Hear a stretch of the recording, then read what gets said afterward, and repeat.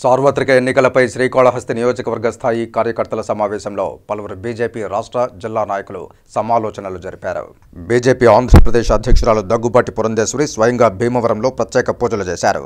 Narasapuram parliamentary party కార్యాలయం అధ్యక్షురాలు virtual విధానంలో ప్రసంగిస్తూ ఏపీలో కమలం పార్టీ ఎన్నికల విజయానికై శంఖారావం పూరించడంతో శ్రీకాళహస్తి నియోజకవర్గంలో బీజేపీ రాష్ట్ర కార్యదర్శి కోలా ఆనంద్ ఆధ్వర్యంలో శ్రీకాళహస్తి నియోజకవర్గ నాయకులు మరియు కార్యకర్తలతో సమావేశం నిర్వహించారు. ఈ సమావేశానికి రాష్ట్ర ప్రధాన కార్యదర్శి సన్నారెడ్డి దయాకర్ రెడ్డి, అధికార ప్రతినిధి భానుప్రకాష్ రెడ్డి, సామంచి శ్రీనివాసులు ముఖ్య అతిథులుగా పాల్గొని రానున్న ఎన్నికల్లో బీజేపీ విజయానికి దిశానిర్దేశం చేశారు. ఇప్పటికే గ్రామాల్లో భారతీయ జనతా పార్టీ శ్రీకాళహస్తి నియోజకవర్గానికి ఏ రకమైన సహాయ సహకారాలు అందించింది.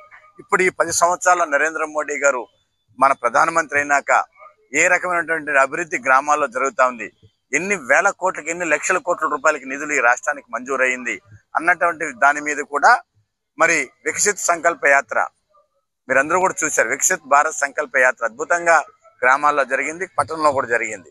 విపరీతమైన రెస్పాన్స్ రావడం జరిగింది. ఎందుకంటే ఈ వికసిత్ సంకల్ప యాత్రతో ప్రజలకు అర్థమైంది, అంటే ప్రతి ఒక్కటి నుంచి మనం ఉద్యోగరీత్యా కావచ్చు, బతుకురీత్యా కావచ్చు, అన్ని రకాల సహాయ సహకారాలను నరేంద్ర మోడీ గారు మాత్రమే అందిస్తున్నారా అంటే ఈ రాష్ట్రంలో ఉన్న జగన్మోహన్ రెడ్డి అబద్ధాలు చెప్తున్నాడు, తప్పుడు ప్రచారం చేసి కేంద్రం నుంచి వచ్చేటటువంటి నిధుల్ని పక్కదారి మళ్లించుకుంటూ ఆ నిధులన్నీ కూడా తన పేరుతో తన స్టిక్కర్లు వేసుకుని ప్రజల్ని మోసం చేస్తున్నాడా అన్నటువంటిది ప్రజలకు అర్థమైంది. ఇప్పటికే కేంద్ర ప్రభుత్వం ఇస్తున్నట్టు పథకాలను పేరు మార్చి దారి మార్చి పథకాలు ఇస్తూ తన పేరు వేసుకుని తన స్టిక్కర్ సీఎంగా మిగిలిపోయాడు.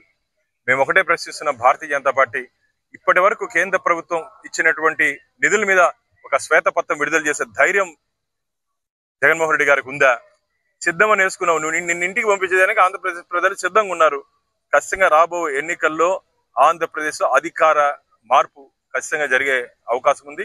ఆంధ్రప్రదేశ్ ప్రజలు అభివృద్ధి లేని ఆంధ్రప్రదేశ్ లో ఉన్నాం, కేవలం అప్పుల ప్రదేశ్ లో ఉన్నామని చెప్పి బాధపడుతున్నారు.